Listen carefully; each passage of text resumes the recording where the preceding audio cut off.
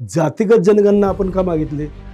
जर भारतात जर जातीगत जनगणना झाली तर ॲक्च्युली पर्सेंटेज कळेल की मागास कोण आहे. मागास ब्राह्मण पण असू शकतो, वाचणारे आणि वाचल्यानंतर समजणारे ह्याचा पण फरक आहे. मी ओपनली सांगतो की मुस्लिम समाजामध्ये कुराण समजणाऱ्यांचा पर्सेंटेज किती आहे.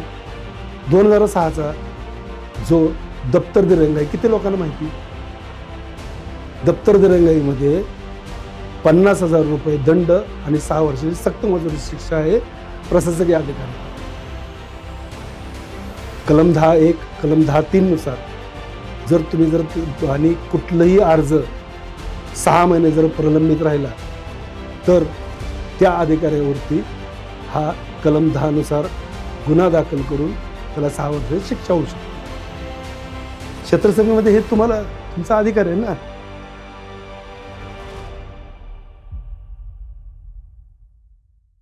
हा देश संविधानावर चालतो, पण प्रश्न आहे संविधान खरंच जिवंत आहे का? जेव्हा सिस्टीम शांत बसते तेव्हा काही लोक उभे राहतात आवाज बनून. एक माणूस ज्याने फक्त प्रश्न विचारले नाहीत तर उत्तरांसाठी रस्त्यावर उतरला. पुणे ते दिल्ली पदयात्रा, पंजाबसाठी सायकल यात्रा आणि प्रत्येक लढा जनतेच्या हक्कासाठी.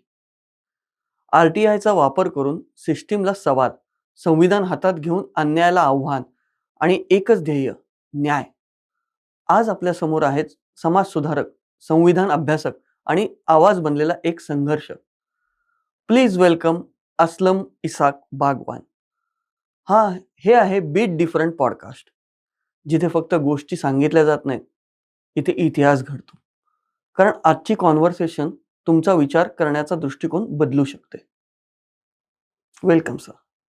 सर, तुमची जर्नी खूपच इन्स्पायरिंग आहे किंवा मस्त आहे, पण तुमची अशी कुठली मुवमेंट होती की तुम्ही समाजकार्याकडे वळालात? नमस्ते. पहिलं जे माझा जन्म जे झालेला आहे ते जन्माचं गावच पुरोगामी गाव आहे.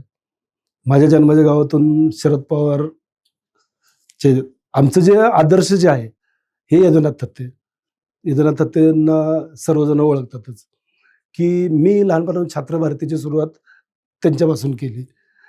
शाळेमध्ये त्यांचा एक कार्यक्रम होता यदुनाथ थत्तेजींचा. तर त्या कार्यक्रमामध्ये त्यांनी ज्यावेळेस आपल्या समाजाची म्हणजे परिस्थितीची ज्यावेळेस माहिती सांगितली त्यावेळेस असं लक्षात आलं की आपल्याला ह्या कार्यामध्ये उतरणं खूप गरजेचं आहे. कारण का आपला समाज हा खूपच मागासलेला आहे. कारण का आपल्यावरती 700 वर्ष मोगलांनी राज्य केलं, त्याच्यानंतर ब्रिटिशांनी केलं आणि प्रत्येक वेळी आपला हा समाज हा गुलाम म्हणूनच राहिलेला आहे.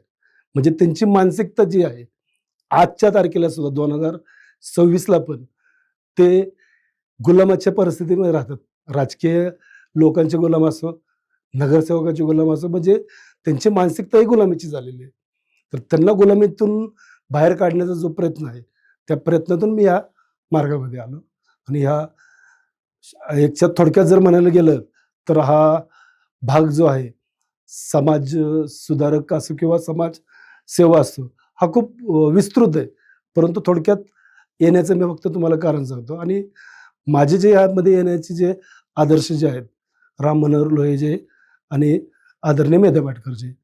राम मनोहर लोहियांनी जो समाजवाद आणला तर त्याच्याने प्रेरित होऊन मी समाजवादाकडे आलो. आणि मेधाताईंबरोबर जे कार्य केलं तुम्हाला तर माहीत असेल, नर्मदाचे कार्य कुठं कुणाला लपलेलं नाही. तर त्याच्यातून या एक्सपिरियन्समधून पुण्यामध्ये आपल्याला असं काय करता येईल. कारण का मी ज्या भागात राहतो तो भाग पुण्यापासून नाही भारतापासून तुटल्यासारखा आहे. कारण का तिथले विचारधारा आणि इतर विचारधारामध्ये खूप फरक आहे. जर मी एखादा प्रश्न कोथरूडवाल्याला जर विचारला तर तो त्याला 6 सेकंदात कळतो, परंतु आमच्या कोंढव्या भागात 6 वर्षात पण कळत नाही.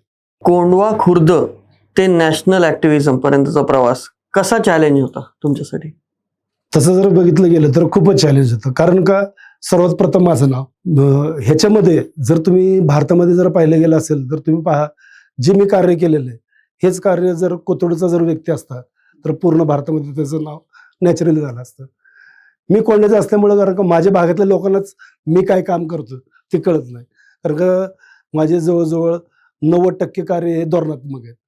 आणि त्यांना म्हणजे राजकीय लोकांपासून ते एज्युकेटेड लोक जे आहेत त्यांना धोरणात्मक कामाची माहितीच नसते. कारण का प्रत्येक कार्याला धोरणात्मक कार्य इन्स्टंट कार्य नसतं.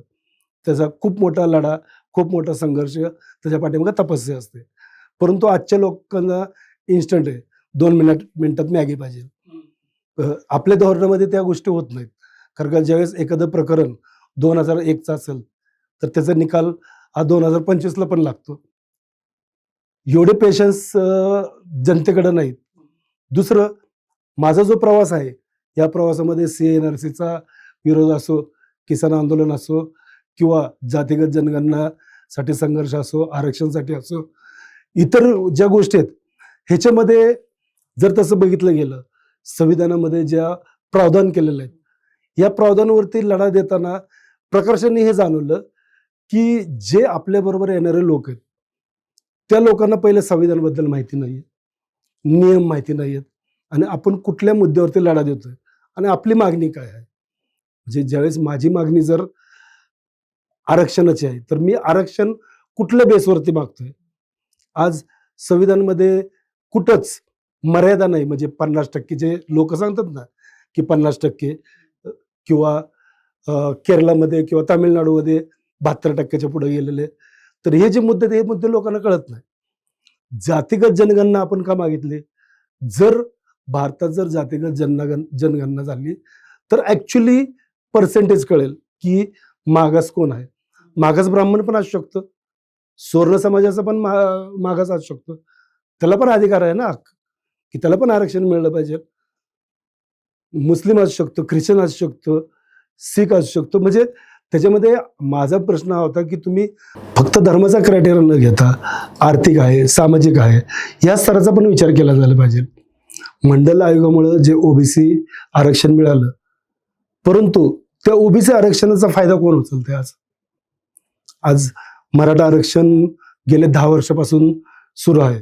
कधी कोर्ट हा म्हणतं, कधी राजकीय नेते हा म्हणतात, परंतु त्याला संविधानिक आणि कायदे दृष्टीने ते टिकण्यासाठी त्या पद्धतीचा प्रस्ताव तुम्हाला कोर्टात सादर करणं गरजेचं आहे.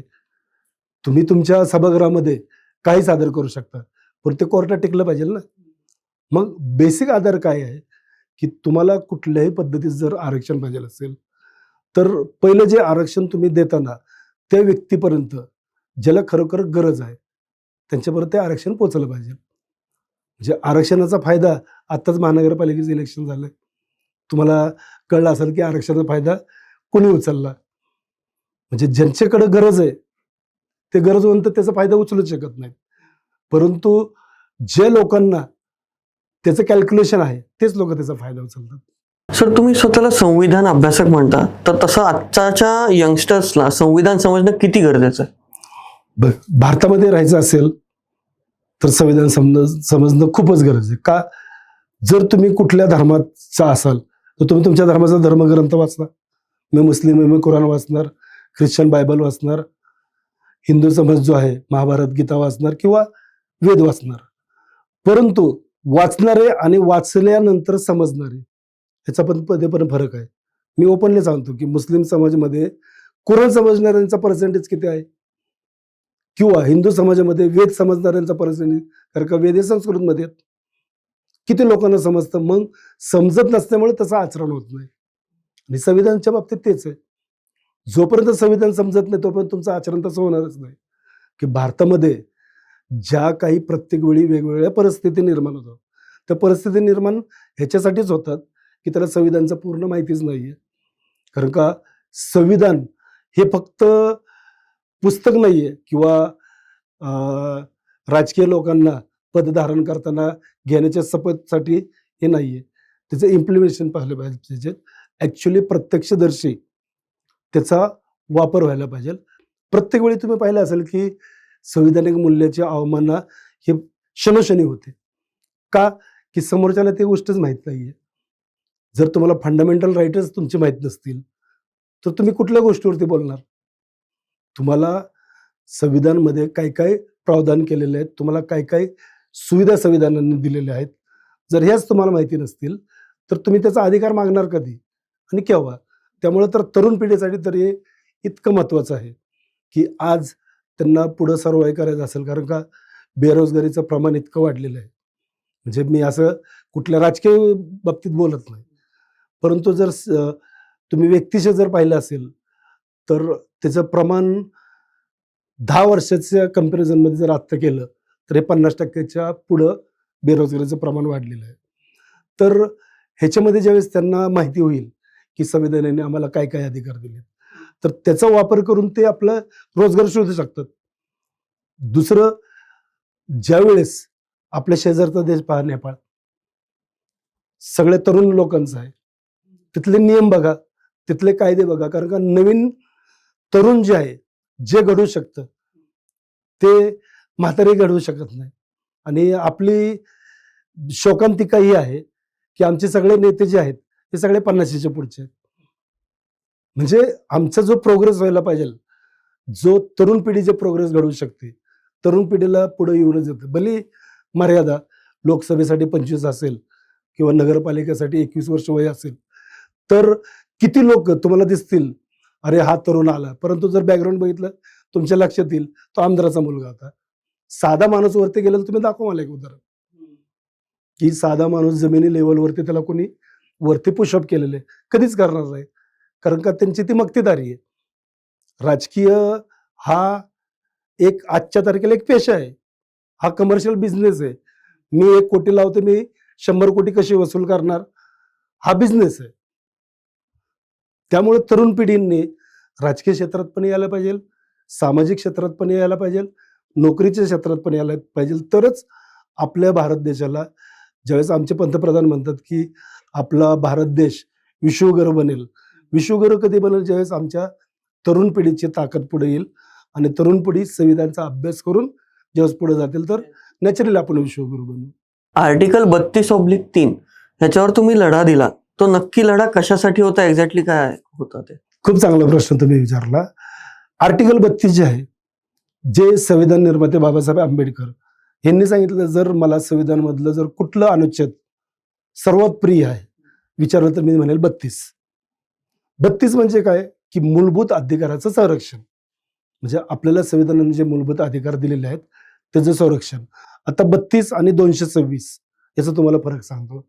226 जे आहे की संविधानामध्ये जे जे तुम्हाला अधिकार दिलेले आहेत त्या अधिकाराचं जर हनन झालं तर तुम्ही 226 ने हायकोर्टमध्ये त्याच्यावरती केस जाईल, म्हणजे रिट दाखल करू शकता, PLI दाखल करू शकता. परंतु 32 हे असं आहे की ह्याच्यामध्ये तुमचे मूलभूत अधिकाराचं जर हनन झालं तर तुम्ही सुप्रीम कोर्टामध्ये त्याच्याविरुद्ध दाखल करा. आता सर्वात महत्वाचा (3) काय आहे? 32 तुमच्या लक्षात आलं असेल की 32 नुसार तुम्ही सुप्रीम कोर्टात जाऊ शकता. 32(3) हे आहे की जर सभागृहामध्ये यावरती बिल पारित केलं तर भारतातल्या प्रत्येक कोर्टामध्ये मूलभूत अधिकाराचा केस ₹0 दाखल करता येते.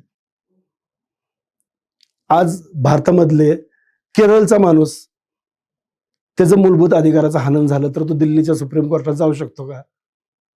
आज सुप्रीम कोर्टाकडे किती केसेस पेंडिंग आहेत? पूर्ण भारताची जर लोकसंख्या जर पाहिली तर 150 करोड लोकसंख्या आहे. त्यातले जर जाणते बघितलं तर 30 करोड जरी पकडलं, त्यातले दररोज 1 करोड लोकांचं जरी मूलभूत अधिकाराचं हनन होत असेल तर हे सुप्रीम कोर्ट पेलू शकतं का एवढे केसेस? तर संविधानामध्ये ऑलरेडी प्रावधान आहे. बाबासाहेबांनी क्लिअर त्यात लिहिलेलं आहे की हे ज्यावेळेस पार्लमेंटमध्ये जर बिल पास होईल संसदमध्ये तर पूर्ण भारतातल्या कोर्टामध्ये मूलभूत अधिकाराचं केसेस घेतल्या जातील. जर हे जर घेतलं तर आमच्या भारतीय जनतेचा फायदा काय? कोर्टात जर तुम्ही गेला तर एंट्री केल्याबरोबर तुम्हाला ₹5,000 वकिलाला द्यावं लागतं. त्याच्यामध्ये तुम्ही साध्या कागदावरती पोस्टाने जरी पाठवलं तरी तुमची केस दाखल होऊ शकते. दुसरं, याच्यावरती आमच्या शिरूर भागाचे खासदार माननीय अमोल कोल्हे यांच्या मार्फत प्रायव्हेट बिल आपण हे आणलं होतं संसदमध्ये. परंतु त्याचवेळी माझं दुर्दैव समजा, त्याचवेळी 49 खासदारांना सस्पेंड केलं होतं. त्यामध्ये हे खासदार पण होते, त्यामुळे ते बिल त्यावेळेस तिथं बोर्डावरती आलं नाही. म्हणजे बिल बोर्डावरती आलं पण याच्यावरती चर्चा झाली नाही. पुढे होईल 10 वर्षात पण नाही होणार. मी तो प्रयत्न सोडलेला नाहीये. मी विरोधी पक्ष असो किंवा आता सत्तेवरचा जो पक्ष असतो सगळ्यांना मी म्हणतो तुम्ही हे बिल तिथं आणा, हे खूप महत्वाचं आहे. मी संजय सिंग पासून ते अमित शहापर्यंत सर्वांना हे बिलची माहिती दिलेली आहे. म्हणजे माझी पुस्तिका आहे. ती पुस्तिका मी त्यांना माझ्या ह्याच्यातून मेल पण केलेली आहे आणि बाय पोस्ट पण पाठवलेली आहे. त्याच्यानंतर पुण्यातले मुरलीधर मोहोळनं पण सांगितलेलं आहे. जवळ-जवळ 48 खासदारांना मी ह्यांचा प्रस्ताव दिलेला आहे. आता त्यांची नीतिमत्ता, त्यांना कुणाला किती महत्त्व द्यायचंय, कारण का पहिलं त्यांचं विषय लक्षात असतं आम्हाला निधी किती मिळणार, जनतेचं नंतर बघू. म्हणजे मी राजकीय लोकांना वरती आरोप करतो असं समजू नका. ही टेंडन्सी आहे. म्हणजे काही गोष्टी ब्लडमध्ये असतात. म्हणजे कुत्रा म्हणलं की आपण म्हणतो तो भुकणारच. तो गाणं नाही म्हणणार. तसं राजकीय लोकांचं. तो म्हणजे जनतेचा प्रश्न नंतर. पहिलं माझं म्हणजे तो कुठली पार्टी असो. मी कुठल्या पार्टीमध्ये काँग्रेस असो, बीजेपी असो, शिवसेना असो. पहिलं प्रायोरिटी जनतेला कधीच आजपर्यंत भारत देश स्वतंत्र झाल्यापासून कधीच मिळालेलं नाहीये. काही अपवाद आहेत. त्यांनी प्रयत्न केला जनतेसाठी. परंतु 99% लोकांनी जनतेच्या मतावरती निवडून येऊन जनतेसाठी कारण हा माझा आरोप आहे. म्हणजे हे माझं मत आहे. म्हणजे असं मी कोणावरती आरोप करतो असं नाही. हे माझं जनरल मत आहे. आरटीआय ऍक्टिव्हिस्ट म्हणतात तर इन्फॉर्मेशन इज अ पॉवर. हे किती डिफिकल्ट आहे, म्हणजे सत्य बाहेर आणणं किती अवघड आहे? तुमचा प्रश्न खूप चांगला आहे. आरटीआय म्हणजे राईट टू इन्फॉर्मेशन. तुम्ही जर पाहिलं गेलं की माझ्या माहितीप्रमाणे हा आम्हाला मिळालेला सर्वात पवित्र अधिकार आहे. मी पवित्र या शब्दावरती जोर देऊन बोलतोय. पवित्र अधिकार याचा अर्थ काय, की ज्यावेळेस तुम्ही आरटीआयच्या ह्याच्या माध्यमातून माहिती मागवता, ह्याच्यामध्ये तुमचा हेतू हा शुद्ध असायला हवा. कारण का आज आरटीआयमध्ये मी जे आरटीआय कार्यकर्ते बघतो, त्यातले बरेचसे कार्यकर्ते आपल्या स्वतःच्या उदरनिर्वाहासाठी आरटीआयचा उपयोग करतात. तर माझं त्यांना अपील आहे की आपण त्याचा वापर करू नये. बरेच लोक ब्लॅकमेलिंगसाठी सुद्धा आरटीआयचा उपयोग करतात. तर आरटीआय जो आहे, तर मी पहिलेच सांगितलं की हा पवित्र अधिकार आहे. ह्याच्यामध्ये तुम्हाला इन्फॉर्मेशन मिळत नाही, तर तुम्हाला रस्ते आहेत ना. तुम्ही पहिलं माहिती अधिकार आहे, त्याच्यानंतर प्रथम अपील आहे, द्वितीय अपील आहे. ह्याच्यानंतर जर झालं तर तुम्हाला कोर्ट आहे. 226 ने तुम्ही कोर्टमध्ये जाऊ शकता. माहिती लपवणं हा कायद्याने गुन्हा आहे. म्हणजे जो जनमाहिती अधिकार जर माहिती लपवत असेल, तर त्याच्यावरती गुन्हा दाखल होतो. त्याला कमीत कमी 6 वर्षाची शिक्षा आहे. ₹50,000 दंड आणि 6 वर्षाची शिक्षा आहे. तर ह्याच्यामध्ये जर तुम्ही म्हणाला की तुम्हाला उत्तर व्यवस्थित मिळत नाही, तर हे चुकीचं आहे. हां, त्याला पेशन्स हवेत. पहिलं 30 दिवस, मग प्रथम अपीलमध्ये 50 ते 60 दिवस, द्वितीय अपीलमध्ये लिमिट नाही. 4 वर्ष पण लागू शकतात. कोर्टाचा निर्णय तुम्हाला माहिती आहे की 10 वर्ष पण लागू. परंतु जर तुम्हाला तुम्ही सत्यच काम करत असाल, तर हा आरटीआय हा सर्वात मोठं तुमचं हत्यार आहे आणि त्याच्याद्वारे तुम्ही समाजाचं कार्य आणि समाजाच्या सुधारणा असेल किंवा समाजाला काही नवीन दिशा द्यायची असेल, तर ते कार्य आरटीआयच्या माध्यमातून करू शकता. माझं तर सर्वांना म्हणजे काय म्हणतात त्याला अपील आहे की त्यांनी आरटीआय बद्दल माहिती करून घेणं आणि आरटीआय कसं टाकावं हे शिकणं खूप गरजेचं आहे. यशोदा संस्था सुद्धा मोफतमध्ये आरटीआयचं प्रशिक्षण देते. माझ्याकडे पण महिन्यातून एकदा मी आरटीआयचं प्रशिक्षण मोफत देत असतो. तर ह्याच्यामध्ये तुम्ही पहिलं जाणून घ्या की काय आहे. तुम्हाला 6-3 काय येते माहिती पाहिजे, म्हणजे त्यातलं नियम, 9-1 नियम माहिती पाहिजे. कारण का लोकांना माहितीच नसतं उत्तर काय दिलेलं आहे. 6-3 नी तुमचा अर्ज वर्ग केला म्हणल्यावर त्यांच्या लक्षात येत नाही वर्ग केला म्हणजे काय केलंय. पुढची माहिती कुठून घ्यायची. जिथं वर्ग केला त्याच्याकडे जावं ना. तुमच्याकडे वर्ग केलेला आहे, तुम्ही माहिती द्या. तुम्हाला माहिती देणं बंधनकारक आहे आणि लिमिट तेवढीच आहे. त्यांनी महिन्याभरानं जरी त्याला पाठवलं, तुम्ही महिन्याभर मला आजच्याच पाहिजे, माझा महिना पूर्ण झालेला आहे. 6-3 नी तुमच्याकडे माझी चूक नाहीये. म्हणजे ह्या गोष्टी तुम्ही करू शकता. परंतु बरेचसे आरटीआय कार्यकर्ते निरुत्साही काय होतात, की त्यांच्याकडे पेशन्स नाही. त्यांना धीर नाही, की आपण ह्याची उत्तरं घेताना खूप जर पाहिलं गेलं तर माझ्या आरटीआयचे तुम्हाला उदाहरण सांगतो. आत्ताच कालचंच जी सुनावणी झाली, त्याच्यामध्ये त्यांनी मला इतकं हॅरेस केलं उत्तरासाठी. बोलून घ्यायचे आणि ते अधिकारी जागेवरती नसायचे. लेखा परीक्षणाला मी 15 वेळा गेलो. ज्या अधिकाऱ्याने बोलवलं होतं ते फोन माझा उचलत नव्हते. तरी मी पेशन्स दाखवले. लेखा परीक्षणामध्ये त्यांनी जे कागद दाखवले, मी प्रश्न विचारला त्याचे कागदच नव्हते. मग कालच्या सुनावणीमध्ये, शेवटच्या सुनावणीमध्ये अपीलमध्ये पण सगळं झालं. ते परत त्यांनी म्हणजे रूल ब्रेक करून 6 त्यांनी परत दुसरीकडे पाठवला अर्ज, म्हणजे ज्याच्याकडे प्रश्न होता तो. तिथून परत त्यांनी उत्तर त्यांना पाठवले, तुम्हीच उत्तर द्या. मग त्यांना उत्तर देताना मग शेवटी त्यांनी लिहून दिलं की सदरचे कागद आमच्याकडे आढळत नाही. म्हणजे काय झालं, ह्याच्यामध्ये तुम्ही कशी केस करू शकता मी तुम्हाला सांगतो. तुम्ही सेकंड अपीलमध्ये अजून एक प्रावधान आहे, 20 न जाण्यापेक्षा 18 जावा. 18 मध्ये तुम्ही त्यांच्या विरुद्ध तक्रार द्या. कारण का आचारसंहिता भंग ज्यावेळेस तुमच्याकडे पुरावे आहेत, तुम्ही पुरावे तिथं द्या. ह्या पार्टीने ह्या पार्टीच्या ह्या उमेदवारांनी केलेलं आहे, कायद्यानुसार त्याचं पद जाईल. हे अधिकाऱ्यांची तर जाणारच आहे, परंतु ज्यांची माहिती लपवलेली आहे ते पूर्ण झालं. आणि डाटा जो असतो, डाटा तर लपलेला नसतो. पुरावा तुम्ही त्या अधिकाऱ्यावरून पुरावा मागा. कचऱ्या किती झाल्या होत्या, बॅनर किती लावले होते, सभा किती झाल्या, कोपरा सभा किती झाल्या, ह्या सगळी माहिती घेतली आणि त्याचे पैसे किती भरलेले आहेत. प्रत्येक कोपरा सभेला पैसे भरायचे आहेत. त्यांना ते त्यांच्या समोर दाखवायचंच आहे. त्याच्यानंतर तुम्हाला न्याय मिळणारच आहे. म्हणजे भले ह्या 5 वर्षाचा टेन्युअर संपत आहे, पण हा नियम पुढच्या व्यक्तीसाठी लागू होईल ना. म्हणजे अशा गोष्टी तर आरटीआय साठी मी क्लिअर सर्वांना मेसेज देईल की सर्वांनी आरटीआय बद्दल माहिती घ्या. माहितीचा अधिकाराचा वापर करा. फक्त तो शुद्ध मनाने आणि चांगल्या कामासाठी करा. तुम्ही आतापर्यंत बरीच आंदोलनं केली, तर ह्याच्या मागे तुमचा काय अनुभव होता, किंवा तुम्हाला कुठलं असं खूप मोठं आंदोलन की जे कायम लक्षात राहण्यासारखं आहे, असं जिव्हारी लागल्यासारखं पण असं एक गोष्ट असू शकते? तसे आंदोलन तर खूप केले, परंतु महत्वाचे जे 2 आंदोलन आहेत, एक CNRC आणि एक किसान आंदोलन. CNRC मध्ये माझं सर्वांना एकच सांगणं होतं की CNRC हा जो भाग आहे त्याचा तुम्ही अभ्यास केला का? तुम्ही पाहिलं असेल की प्रत्येक एरियामध्ये शाहीनबाग लागली होती. तर मी त्यांना विचारलं की तुम्ही शाहीनबाग का लावलेली आहे? म्हणजे हा मुद्दा मुस्लिमांचा नाहीये. तुम्ही त्याला ह्या मुद्द्याला मुस्लिम मुद्दा का करताय? म्हणजे तुम्हाला कुठल्या राजकीय लोकांनी प्रेरित केलंय का? दुसरं, CNRC म्हणजे आदिवासी असो, दलित असो किंवा उच्च शिक्षित असो, ज्याच्याकडे डॉक्युमेंट अवेलेबल नाहीये, तोच त्याच्यामध्ये विक्टीम असणार आहे. म्हणजे तोच त्याच्यामध्ये कल्पित असणार आहे. ज्याच्याकडं आहे किंवा नाहीये, तर मुद्दा तो फक्त मुस्लिम समाजाचा नव्हता. म्हणजे मुस्लिम समाजाला पुढं करणं, ह्याच्यामध्ये काहीतरी राजकीय हेतू असणार ना. तर ह्यासाठी मी 2 व्हीलरवरती 846 शाहीनबागमध्ये व्हिजिट केलं. त्याच्यामध्ये हे सांगितलं की हा मुद्दा फक्त मुस्लिमांचा नाहीये.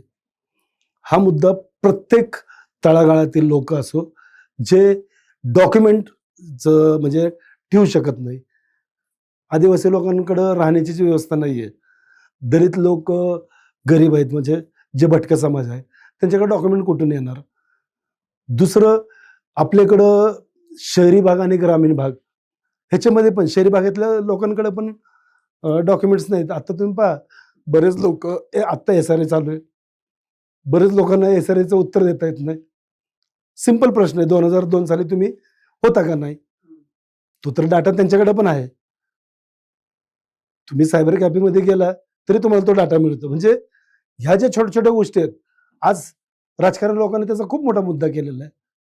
सगळ्यांचे तुम्हाला दिसतील Facebookवरती, SRA करा, असं आहे, तसं आहे, मॅपिंग करून घ्या. नाही, काही नाहीये. कारण का डाटा ऑलरेडी आहे ना.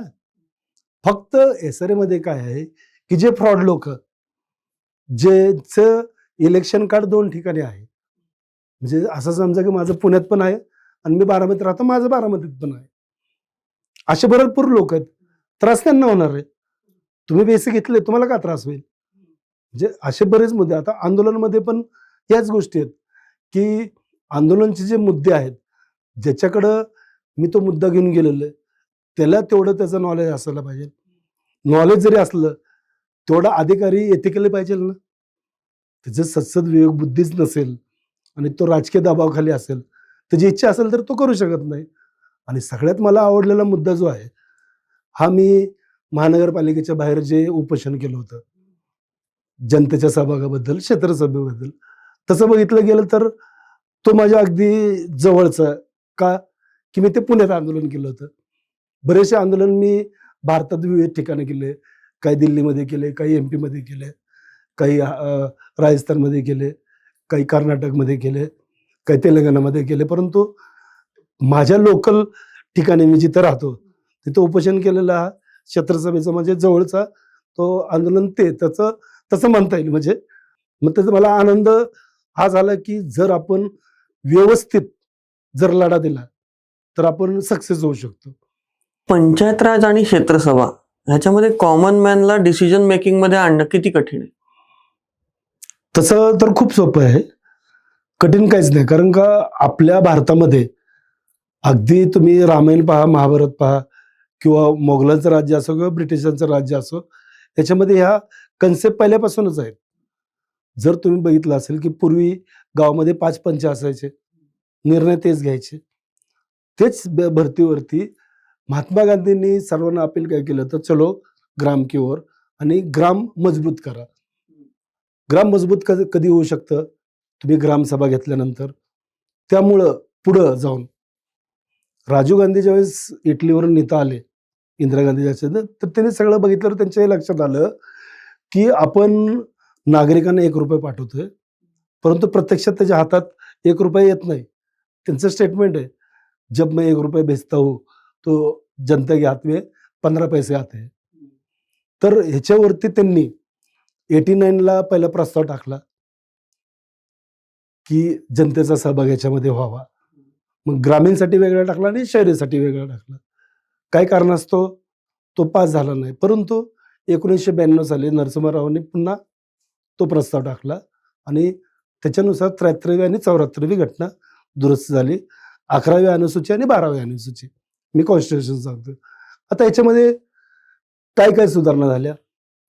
पहिलं ग्रामसभा हे 73वी घटना दुरुस्तीने कंपल्सरी. मग त्रिस्तरी आलं पंचायत म्हणजे नगर परिषद, जिल्हा परिषद आणि पंचायत. म्हणजे ह्याच्यामुळं काय झालं, या टप्प्यामुळं जनतेचा सहभाग त्याच्यामध्ये खूप मोठा विषय झाला आणि त्याच्याबरोबरच सत्तेचं विकेंद्रीकरण. म्हणजे पूर्वी काय होतं, एकच मतदार असायचा. त्याच्यामध्ये सत्तेचं विकेंद्रीकरण झालं. 74 घटना दुरुस्ती सेम. त्याच्यामध्ये कार्य विभागले गेले. आता त्याच्यामध्ये महत्त्वाचं जे कार्य जे आहे, महानगरपालिकेचा म्युनिसिपल ऍक्ट अधिनियमन 1949 जे चौधरी साहेबांनी बुक लिहिलेलं आहे, त्याच्यामध्ये कलम 29 जर आज तुम्ही पाहिलं असेल, तुमच्या भागात क्षेत्रीय कार्यालय आहे, 74 घटना दुरुस्तीने झालेले आहे. तुमच्याकडे स्वीकृत नगरसेवक आहे, 74 घटना दुरुस्तीने झालेले आहे. तुमच्याकडं रस्ते बांधणं किंवा सफाईला माणूस येतो, पाणी वेळेवरती येतं. पाणी जर वेळेवर नाही आलं तर तुम्ही तक्रार देऊ शकता. म्हणजे ह्या सगळ्या ज्या गोष्टी आहेत, ह्या सगळ्या गोष्टी 74व्या घटना दुरुस्तीने आलेल्या आहेत. हे जनतेला माहित नाहीये. आता ह्याच्यामध्ये जे गोष्टी आहेत महत्वाच्या, ह्या सगळ्या गोष्टी चालू आहेत. मग जनतेचा सहभाग कुठे तर दाखवा ना मला. म्हणजे तुम्ही घटना दुरुस्ती केलेली जनतेच्या सहभागासाठी, सत्तेचं विकेंद्रीकरण केलं, मेन बिल्डिंग पासून क्षेत्रीय कार्यालय झाले, अधिकार वाटण्यात आले, जनता कुठे आहे? म्हणजे याच्यामध्ये जे 29 कलम क जे आहे, याच्यामध्ये क्षेत्रसभा हा विषय आहे आणि त्या क्षेत्रसभेमध्ये असा उल्लेख आहे, की क्षेत्रसभा हे 2 वर्षातून 4 क्षेत्रसभा घेणं अनिवार्य आहे. मग त्याच्यामध्ये डेफिनेशन सांगितलं, की कार्याध्यक्ष कोण असू शकतो, सचिव कोण असू शकतं. मग क्षेत्रसभा जर घेतल्या नाही, तर काय होऊ शकतं? ते पण त्याच्यामध्ये उल्लेख आहे. जर सलग 4 क्षेत्रसभा घेतल्या गेल्या नाही, तर तो जो नगरसेवक तुम्ही निवडून दिलेला आहे, त्याला पदावरनं काढण्याचा अधिकार तुम्हाला आहे. क्षेत्रसभा म्हणजे नेमकं काय? हा खूप महत्वाचा विषय आहे. मी सर्व म्हणजे जे व्ह्यूअर्स जे पाहतात त्यांना मी सांगू इच्छितो, की आज तुम्ही पाहत असाल, की बरेचसे जण आता WhatsApp, Facebookवरती मी बघतो. काल पाणी नव्हतं. म्हणजे 2 दिवस पाणी बंद होतं. खूप मेसेज आले, पाणी नाही, पाणी नाही, पाणी नाही, आमच्याकडे हे पाणी, काही काही ठिकाणी गढूळ पाणी येतं, काही काही ठिकाणी ड्रेनेज मिक्स पाणी येतं. म्हणजे मी पाण्याचा मुद्दा सांगतो फक्त, मुद्दे खूप आहेत. मग तुम्ही फेसबुकवरती ओरडता, व्हॉट्सअपवरती ओरडता, त्यापेक्षा तुम्ही क्षेत्रसभेत डिमांड का नाही करत? तुम्ही हेच जर डिमांड केली तर तुम्हाला डायरेक्ट अधिकार मिळतो ना. मी असं म्हणतो की तुम्ही फेसबुकवरती, व्हॉट्सअपवरती बोलण्यापेक्षा तुम्ही समक्ष प्रकट व्हा ना. तुम्ही यांना प्रश्न विचारा ना. तुम्हाला मार्ग पण आहे क्षेत्रसभा, तुम्ही त्यांना निवडून दिले ना. मग निवडून दिलं तर तुम्हाला प्रश्न विचारणं हा तुमचा अधिकार आहे. परंतु आपली मानसिकता गुलामगिरीची आहे. मी तुम्हाला आधीच सांगितलं की आपल्या भारतामध्ये पहिले मोगल होते, त्याच्या आधी राजेरजवाडे होते, ब्रिटिश होते. त्याच्यामुळे आपल्या भारतीय नागरिकाची जी मानसिकता जी झालेली आहे ती गुलामगिरीचीच झालेली आहे. आणि ते गुलामगिरीतून वर उठतच नाहीयेत. आणि जे गुलामगिरीच्या वरती उठतात त्यांना दाबलं जातं. त्यामुळं आज तुम्ही बघा, तुमचा जो हा भाग आहे, ह्या भागामध्ये तुमचा कोणी नगरसेवक असेल, आज त्याला पब्लिक प्रश्न विचारायला जाते का? घाबरतात. का घाबरतात? कारण का तुम्ही निवडून देतानाच असा माणूस निवडून दिलेला आहे की तुम्ही त्याला प्रश्न विचारू शकत नाही. कारण का तो गुंड असू शकतो किंवा काही, मी X Y Z, X Y Z, तुम्ही त्याला प्रश्न विचारू शकत नाही. बरेच पब्लिकच्या डोक्यात ते, आम्ही नगरसेवकांना प्रश्न कसा विचारायचा, आम्ही आमदारांना प्रश्न कसा विचारायचा, आम्ही खासदारांना प्रश्न कसा विचारायचा, नेते मंडळींना म्हणजे मंत्रिमंडळांना कसा प्रश्न विचारायचा, ते तुम्हाला, तुम्ही निवडून दिलेले. अजून तुम्हाला माहित नसेल की तुम्हाला एक महत्वाचा अधिकार पण मिळालेला आहे, राईट टू रिकॉल. जर हे तुम्हाला आवडत नसेल यांचं काम, तुम्ही कलेक्टरकडे अर्ज करा, यांना रिकॉल करा. आम्हाला नगरसेवक नको, आम्हाला आमदार नको, आम्हाला खासदार नको. तुम्ही रिकॉल पण करू शकता. म्हणजे तुम्ही निवडून देऊन चूक नाही केलेली, तुम्ही चूक दुरुस्त पण करू शकता. परंतु किती लोकांना ह्या गोष्टी माहिती आहेत? कायद्याचा अभ्यास 2006चा जो दप्तर दिरंगाई किती लोकांना माहिती आहे? दप्तर दिरंगाईमध्ये 50,000 रुपये दंड आणि 6 वर्षाची सक्त मजुरीची शिक्षा आहे प्रशासकीय अधिकाऱ्याला. कलम 10(1), कलम 10(3) नुसार जर तुम्ही आणि कुठलाही अर्ज 6 महिने जर प्रलंबित राहिला तर त्या अधिकाऱ्यावरती हा कलम 10 नुसार गुन्हा दाखल करून त्याला 6 वर्षाची शिक्षा होऊ शकते. क्षेत्रसभेमध्ये हे तुम्हाला तुमचा अधिकार आहे ना, तुम्ही तुमचा अधिकार वापरा. स्पॅन 6 महिन्याचा का दिलेला आहे? त्याच्या पाठीमागे हे लॉजिक आहे.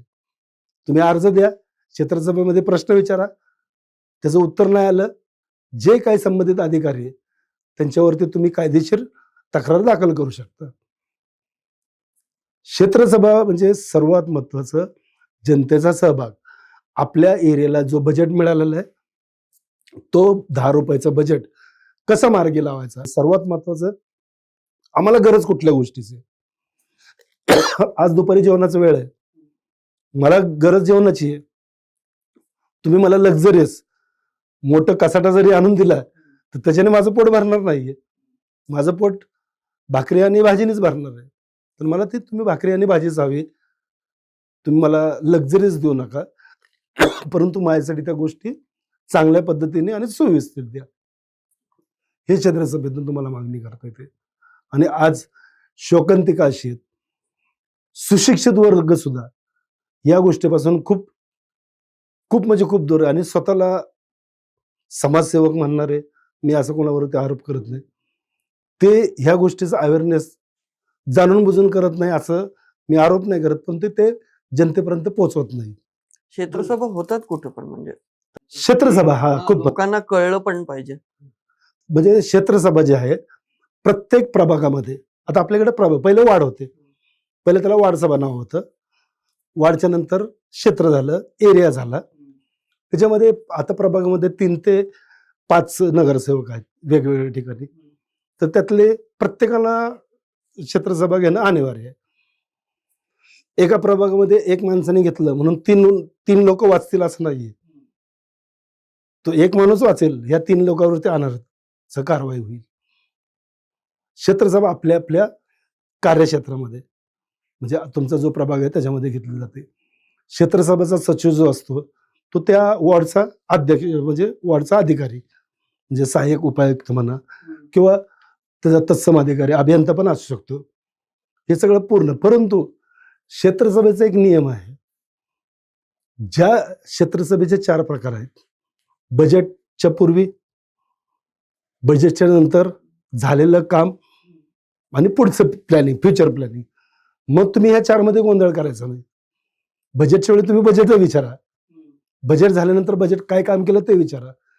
तुम्ही त्यावेळेस तिथे जाऊन, नागरिकांना माहित नसतं, क्षेत्रसभा चालू असते, अहो आमच्याकडे 10 दिवस झालं पाणी येत नाही, 10 दिवस झालं गटार. तो विषय नाही आहे क्षेत्रसभेचा. म्हणजे तो विषय जरी असला तो नंतरचा विषय. म्हणजे तुम्ही ते क्रायटेरिया बनवून घ्या.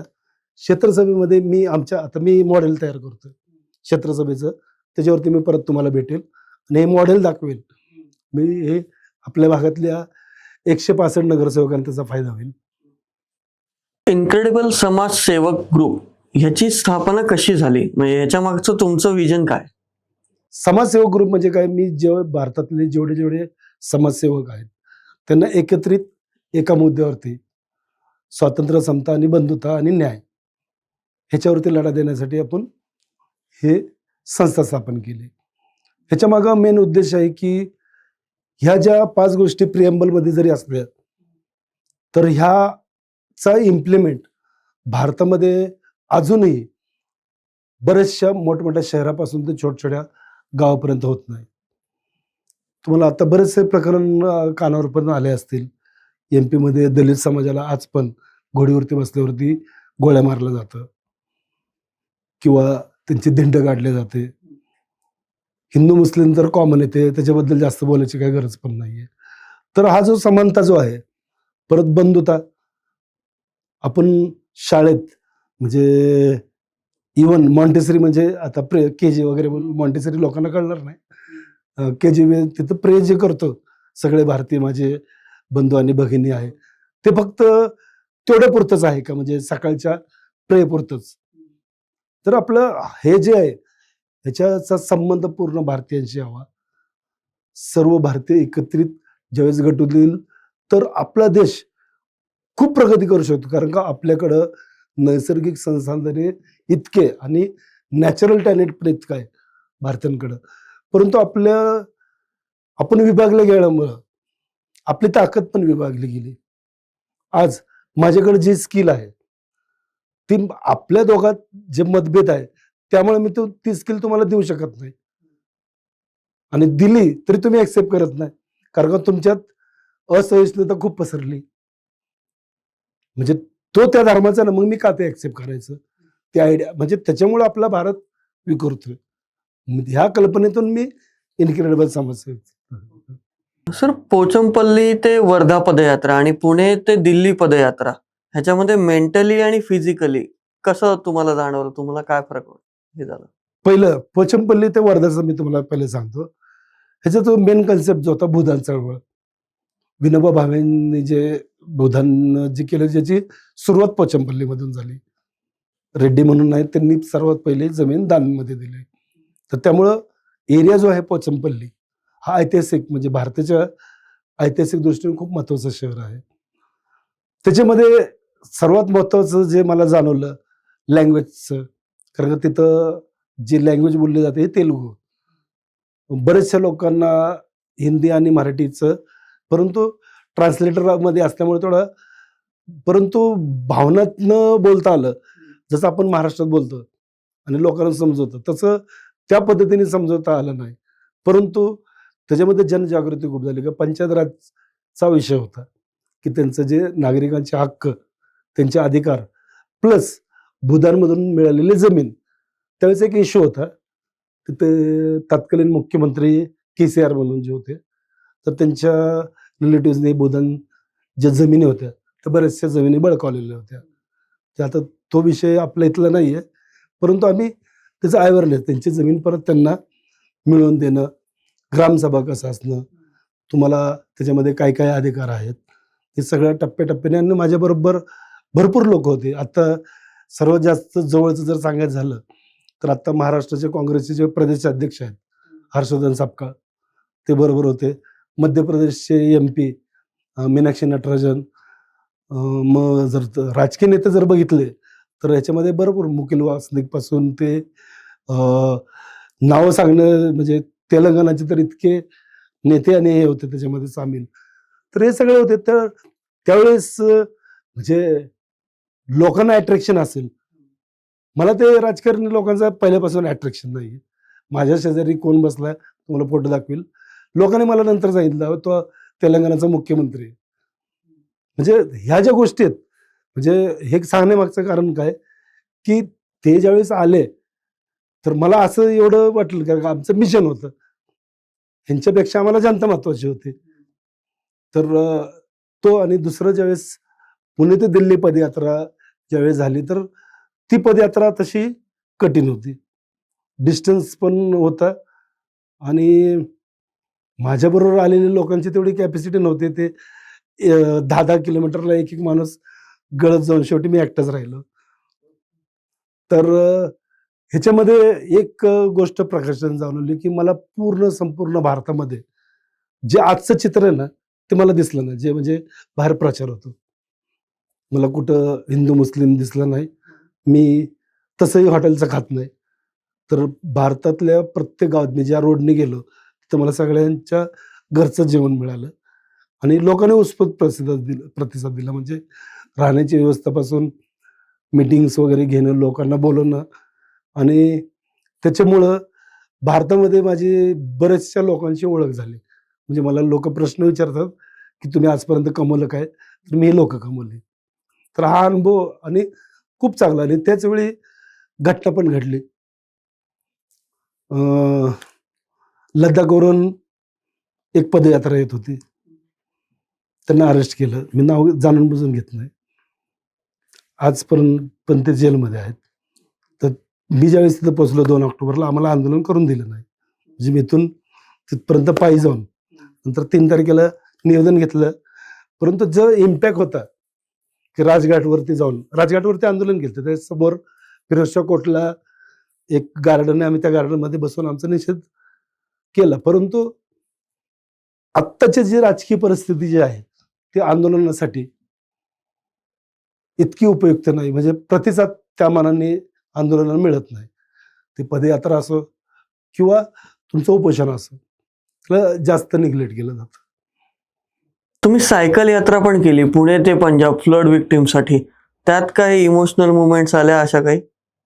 हे खूप म्हणजे माझ्या म्हणजे आत्तापर्यंतच्या आयुष्यामधलं जी यात्रा होती, ही इतकी अनुभव देणारी आणि इतकी सुखवत आणि म्हणजे एक्सप्लेन करू शकत नाही मी. तरी मी ओघाने एक-एक गोष्टी सांगेल. सुरुवात ज्यावेळेस मी पुण्यातून केली. पुण्यातून बरेचशा लोकांनी इतकं भरभरून दान दिलं पंजाबसाठी. फक्त आम्ही त्याचा टर्म्स ठेवलं होतं, की आमच्या हातात पैसे घेणार नाही. आम्ही गुरुद्वाराचा नंबर दिला होता. तुम्ही त्या गुरुद्वाराच्या अकाउंटवरती ते पैसे पाठवायचे. आणि जे काही वस्तू द्यायची असेल तर आम्ही पत्ता द्यायचो, त्या पत्त्यावरती तुम्ही त्याचं पाठीमागचं कारण काय होतं? ट्रान्सपरन्सी. त्यामुळे प्रत्येक गावात रिस्पॉन्स का जास्त मिळाला? मी इथून ज्यावेळेस राजगुरुनगर असेल, इथून ज्या रस्त्याने जे गेलो, तिथपासून ते शेवटच्या म्हणजे पंजाबच्या बॉर्डरपर्यंत म्हणजे राजस्थानचं शेवटच्या गावापर्यंत लोकांनी भरभरून मदत दिली. माझं नशीब चांगलं आहे, की मी तिथं उभा राहून 46 घरं म्हणजे पुरात वाहिलेली 46 घरं बांधून दिली. या सगळ्या लोकांच्या पैशातून. आता ह्यातल्या भावनिक जर गोष्टी सांगितल्या, तर तिथल्या लोकांचं जे प्रेम मला मिळालं, आजही त्या गोष्टीला वर्ष झालेत. आजही लोकांचे फोन येतात सणासाठी, दिवाळीसाठी, ख्रिसमससाठी. काही ख्रिश्चन होते, काही पंजाबी होते. आत्ताच बैसाखी झाली. तिथून फोन आला, की "अरे बैसाखी को तुम पंजाब में आ जाओ, देखो अभी हमारी फसल भी आ गई." म्हणजे हे जे इमोशन्सच्या गोष्टी आहेत, म्हणजे तो त्रास मी ज्यावेळेस पुढच्या गावाला जायचो ना, तर मला असा शेनवाटा यायचाच नाही सायकलचा. त्या गावात लोकं म्हणायचे, की पंजाब प्रत्येक गोष्टीसाठी म्हणजे पंजाबची लोकं मदतीला येतात. आम्हाला योग मिळालेला आहे. आपल्या ह्याच्यातून कितीतरी लोकांनी ट्रकच्या ट्रक सामान म्हणजे मी अपील केल्यानंतर त्या ठिकाणी पोहोचवला. म्हणजे हा आनंद काय, की ज्यावेळेस सायकल प्रवास का केला? मी डायरेक्ट पंजाबला जाऊ शकलो असतो. परत सायकलने जाऊन मी लोकांच्या पर्यंत ती माहिती पोहोचवली. माहिती पोहोचवल्यानंतर लोकांना पण कळलं, की आपण पण काहीतरी त्यांना मग डोनेशनची पद्धत पण सांगितली ना, डोनेशन कसं द्यायचं, की तुम्ही कुणाला पैसे आजकाल फॅशन झालेली आहे.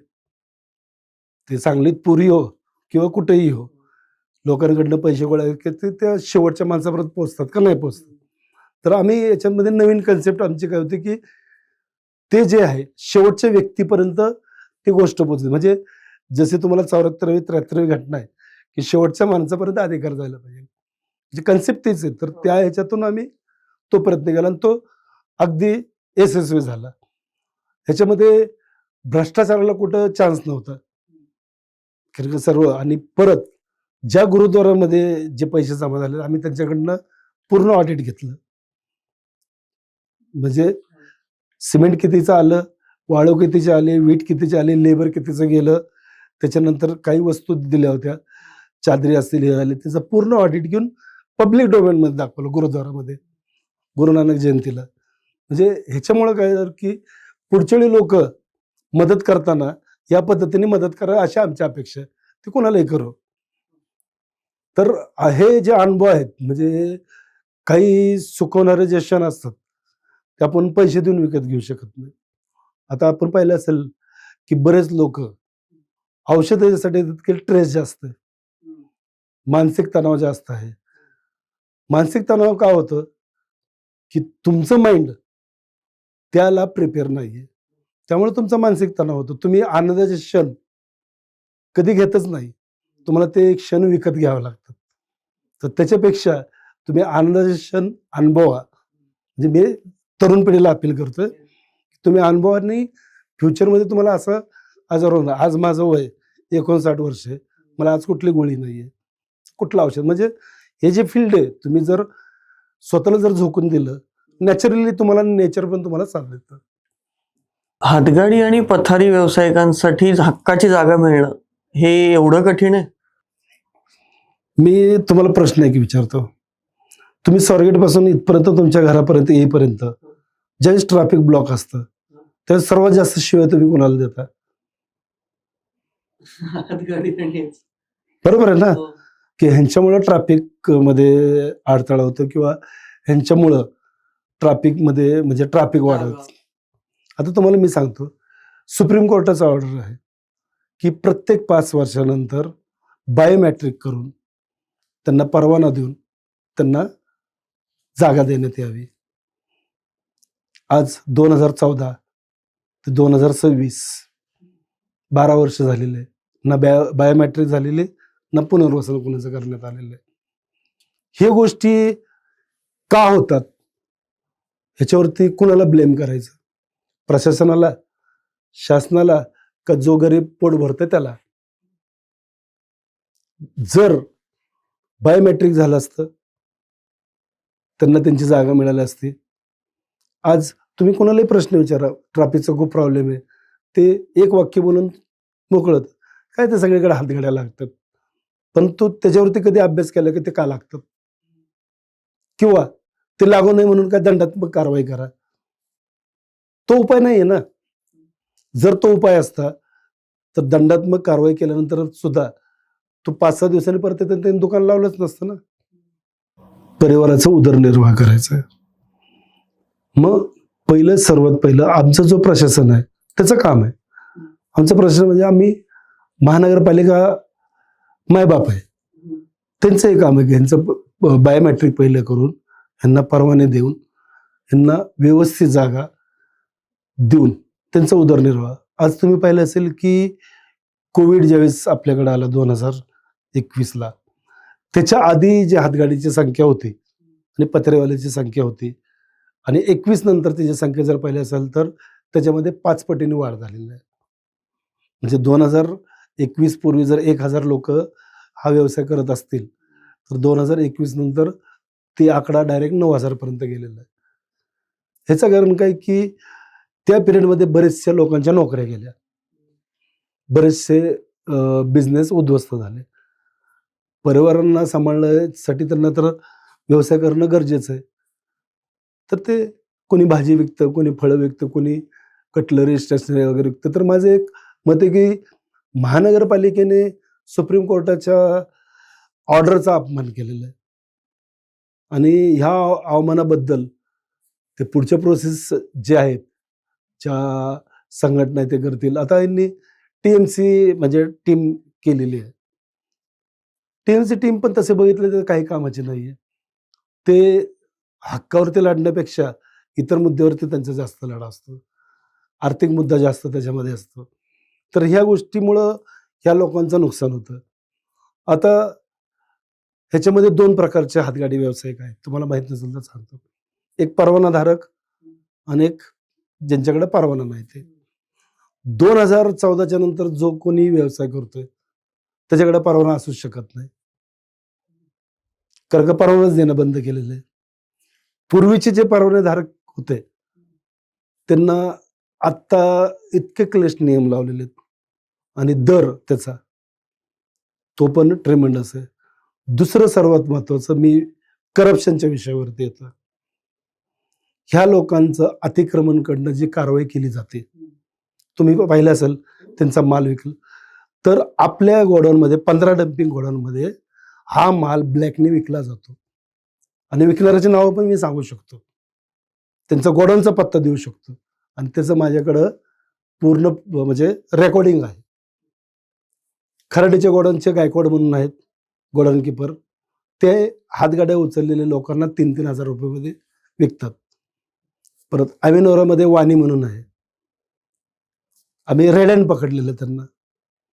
त्यांचे सुरक्षा रक्षक अधिकारी त्यांना महिन्याला हप्ते मागतात. हा एवढा मोठा भ्रष्टाचार आहे. कुणाच्या जीवावरती? ते बिचारा हातगाडीवाल्याच्या जीवावरती. तुम्हाला वाटत असेल की हे ज्या गोष्टी आहेत, दिवाळीच्या वेळी चांगले चांगले बूट येतात, टी शर्ट येतात, हे उचलून विकतात बाहेर. पण ते विकलेले त्यांनी. म्हणजे हा जो प्रकार आहे, हा प्रकार इतका मग तुम्ही त्या हातगाडीवाल्याला न्याय का देत नाही? तुम्ही त्यांना व्यवस्थित भ्रष्टाचार कुठं संपेल? सर्वात महत्त्वाचं, हे हातगाडीचं जे अतिक्रमण करून ज्या गाड्या उचलतात, ज्या हातगाडीची किंमत जेवढी नाही तेवढा तर दंड आहे. एक हातगाडीला 5,000 रुपये दंड आहे. तो गरीब बिचारा तो भरत नाही, हातगाडी सोडून देतो. यांचं फावतं. म्हणजे माझा आरोप हा आहे, महानगरपालिकेने भ्रष्टाचार वाढावा म्हणून असे लोक पोचलेले आहेत. हा माझा आरोप आहे आणि त्याची केस चालू आहे अजून सुद्धा. ह्याच्यामध्ये टाळाटाळ करणारे अधिकारी सुरक्षा रक्षकचे शेलार साहेब आहेत, उपायुक्त बनकर साहेब आहेत, त्याच्यानंतर आस्थापनाचे जे प्रकाश वालवडकर साहेब आहेत, ज्यांच्याकडे तपास आहे ते नेवशे साहेब आहेत.